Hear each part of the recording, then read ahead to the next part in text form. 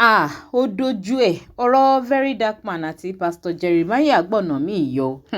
Bàbá Kola Olootu ní accuse ti fẹ́ dẹni tí wọ́n mọ̀ bẹ̀ báyìí. Kí ló dé kí ló ṣẹlẹ̀? Nínú fọ́nrán yìí ẹ máa gbàlàyé tí bàbá Kola Olootu ṣe nípa ọ̀rọ̀ miracle water tí Pastor Jeremiah ń tà tó di wàhálà pẹ̀lú Verydarkblackman. Ẹ máa gbọ́dí tí bàbá Kola Olootu fi ní kó yẹ kí Papa J gan ó lè lórí láyà láti sue Verydarkblackman pẹ̀lú £1 billion lawsuit. Wọ́n lọ́rọ̀ ń dàbí sìgìdì tó fẹ́ tẹ̀ni tó wá ní kán gbòòn lodò lọ mọ́ mi. Bàbá Kola Olootu wọ́n wá kádì ọ̀rọ̀ wọn nílẹ̀ pẹ̀lú ìmọ̀ràn kan tó ṣe kókó tó ṣe pàtàkì fún Verydarkblackman. Kí ni ìmọ̀ràn tí bàbá Kola Olootu wá ní fún Verydarkblackman lórí ọ̀rọ̀ tó wà ńlẹ̀ yìí? Welcome to crossblogX TV. Remember to subscribe, like, share and follow us. Ẹ jájọ wo fọ́nrán bàbá Kola Olootu yìí ká gbọ́ gbogbo àlàyé tí wọ́n ṣe nípa ọ̀rọ̀ tó ń lọ láàrin Papa J pẹ̀lú Verydarkblackman. Kẹ́dẹ̀ máa bá mi fi ròyìn nípa ìsí comment. Wọ́n pe sọ̀rọ̀sọ̀rọ̀ kan ní Verydarkblackman blogger ni ó sì gbóná nínú ọ̀rọ̀ kì í méfò tó bá tẹnu mọ́ ọ̀rọ̀ báyìí lóòótọ́ ẹ fẹ́ sọ pé àṣejù ẹ̀ pọ̀ ṣùgbọ́n ọ̀rọ̀ rẹ̀ ọ̀ní ní ojú máa ń ti òun kóhùn tó gba ẹran mú. Ṣùgbọ́n bó ń bá fẹ̀yìn òun ìgbà ẹran mú ẹni tí ó gbà lọ́wọ́ òun ó ní yóò múra dáadáa o. Ẹ rí i pé ọ̀ní lè lanú lẹ̀ báyìí láàrin wákàtí kan kí ẹran ọmọ kọjá lọ lẹ́nu ẹ̀ kó tó panu dé. Òun àti wòlíì kan ni a jọ gbé gbẹ́lẹ́jì kaná. Bó ni a sì jọ gbé gbẹ́lẹ́jì kaná ni wípé wòlíì ta wíì ọ̀ ń ta omi ọ̀ ń ta ọṣẹ lọ́dọ̀ soap wọ́n ní ọṣẹ ìgé kan $1,000 ni $1,000 ní o kìí ṣe $1,000 ìyẹn tí máa jẹ́ $1,600,000 lálẹ́ yìí téèyàn bá wá fọṣẹ ń wẹ̀ tó bá pẹ́ tán yányán ìyá lò ó fọṣẹ kan àbọ̀ṣẹ̀ méjì. Ẹ bọ̀ pé ọṣẹ ajẹ́ bí idán ni. Wọ́n tún ní à ń ta omi náà wọ́n ń tòróró wọn ń ta ń ká sífù bí ọmọ ń ṣe rí àwọn product nípa. Pásítọ̀ bàbá wòlé ǹjẹ́ ẹ ti gba àṣẹ lọ́wọ́ ìjọba sí àwọn kinní tẹ́lẹ̀ ń ṣe yìí àti pé ṣé àwọn ìjọba ti yẹ̀wò wọ́n rí kó ṣiṣẹ́ lóòótọ́ wọ́n fún yín ní àpúrúfù NAFDAC ọba dìgbà yìí. Inú bí pásítọ̀ lọ pẹjọ́ $1 billion ó pe Verydarkblackman lẹ́jọ́ $1 billion.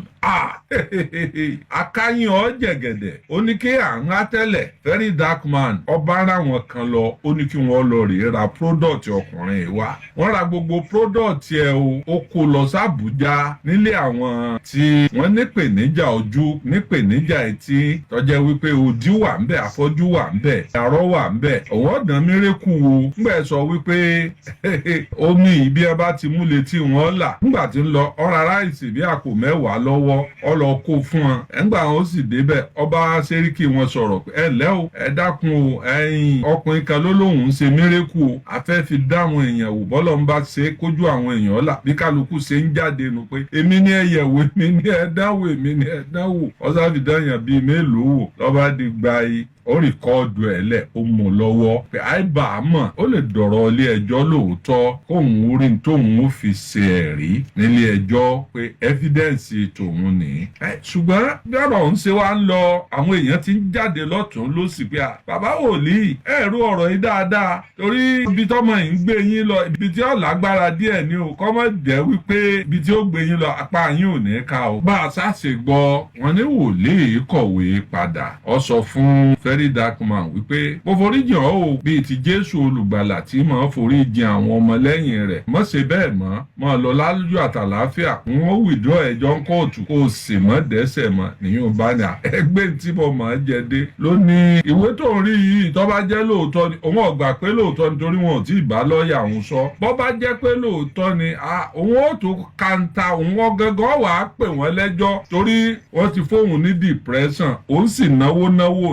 nára that is to say òun ọ̀kàntà sùn ẹ̀rí wípé àkíyèsí dẹni tí wọ́n mọ̀ bẹ̀ báyìí nǹkan dé o lórílẹ̀‐èdè Nàìjíríà èmi ò against pé mírèkù wà mi ò sì against wípé àwọn tí wọ́n ń tòróró tí wọ́n ń ta ọṣẹ tí wọ́n ń ta omi mi against ẹ̀ ṣùgbọ́n tẹ̀mí against ni wípé àbẹ́lẹ́jọ́ bá mẹjọ́ ẹ̀ lẹ́bi kò ní pẹ́ lórí ìkúnlẹ̀ kò yẹ kí wòlíì ó lè ló láyà kó ń pẹjọ́ $1 billion $1 1 billion federal government gan èèyàn mélòó ló pè lẹ́jọ́ 1 billion ọmọ ní òun á rò pé bí ìdájọ́ nàìjíríà bá yí bírí sórí òun ǹjẹ́ ẹ̀wọ̀n gbére kọ́ lòun ó kú sí báyìí 1 billion èèmọ̀ sọmọdé owó bóun ò ṣe rọrùn sùn mọ́nù jẹ́jẹ́ òun lòun sì ń béèrè tó rù ń lójú káàkiri a ti rí oríṣiríṣiríṣiríṣiríṣi mírèkù wà látàyè ọbádáre ni látàyè àwọn bàbá wòlíì kó tó di wípé commercial miracle dé ni mò ń sọ yìí o nígbà tí ayé dáa tó de ìlú tòrò àwọn nǹkan wọ̀nyí tí wọ́n ń ṣe nígbà náà ó ṣe fọwọ́ gbáyà ń pa ẹ̀ ṣùgbọ́n gbọ́ dayé bàbá olúṣẹ́gun ọbásanjọ́ òun ló kọ́kọ́ káńsù pé ẹnìkan ò gbọ́dọ̀ ṣe miracle lórí tẹlifíṣàn ìjọba mọ́ ẹ̀ ń bá dán wò kí lè ṣe àwọn tí ń rí sí ètò tí ń jáde lórí rédíò àti tẹlifíṣàn òmùntàn ìdí sì ni wípé káfí ẹnu adákẹ́ ni ọ̀rọ̀ miracle yìí kò pa dandan bọ́ọ̀ bá jó ní wàásù tó ọmọ wàásù wà dáadáa kò pé kéèyàn ọmọ tẹ̀lé ọ òdìgbà téèyàn bá pé kinní kan ogúndogóje èrò ọ̀wájà mírèkù wà o ẹ̀ ń bá ní mírèkù sí àfẹni tó ti kú tí wọn ò tí ì gbé sin lókù èmi tí mò ń bá yín sọ̀rọ̀ lára ẹni tó lè testify sí mírèkù ni mo wà ṣùgbọ́n mi ò gbọ́dọ̀ sọ lórí rédíò tí a bá ń sọ testimony mo mọ̀ pé mírèkù wà ṣùgbọ́n èké dáyé àṣà délẹ̀ ibì kan ẹ wá gbọ́ òwò ẹ̀ sọ fọmọ Verydarkman yẹn náà ọmọ àlè ní rínú tí èé bí ọmọ àlè náà ni wọ́n sì bẹ̀ tí èé gbà kí wọ́n sì gbogbo ẹ̀ ló kú òru ké onímúre mú ibi tójò bá ọjọ́ dé nǹkan rárá pa síbẹ̀ kọ́mọ́ jù bá ń lọ torí wípé kọ́mọ́ ṣàkóbá fáwọn ṣọ́ọ̀ṣì míì káàkiri. ó ga o ọ̀rọ̀ rẹ o ìmọ̀ràn rẹ tí bàbá Kọ́lá Olóòtú gba Verydarkman nípa ọ̀rọ̀ miracle water tí ó ń bá Papa J fà kí ni view ti yín lórí advice yìí ẹ máa bá mi sọ sí comment section but in my own opinion ẹ̀yin èèyàn tó bá jẹ́ pé lóòótọ́ ni pé Pastor Jeremiah cancel £1 billion lawsuit against Verydarkman gẹ́gẹ́ bí ohun tí bàbá Kọ́lá Olóòtú sọ yìí that means wípé Papa J Pastor Jeremiah ó ń consent to deceiving the general public with fake miracles nìyẹn that means pé ó ń consent ó ń sọ wípé lóòótọ́ lòun ń tan àwọn èèyàn pẹ̀lú àwọn miracles sọnù nìyẹn and at this point èmi lérò pé ìjọba gan-an ló wá yẹ kó dìde kí wọ́n take kéèsì yìí up against Pastor Jeremiah because wọ́n ní ìlú tí ò sí òfin ni ẹ̀ṣẹ̀ ò sí ń bẹ̀ tó bá ti ń di wípé àwọn pastors tí wọ́n ń ṣe fake miracles yìí tí wọ́n bá ti fi lè ń ṣe àwọn kìíní tí wọ́n ń mọ̀ jẹ at the end of the day wọ́n á sọ the business wọ́n tẹ̀ ti sọ the business ni àbí kí ni mò ń sọ wọ́n ti already sọ the business ni ṣé wá yẹ kó continue ní society wa ṣé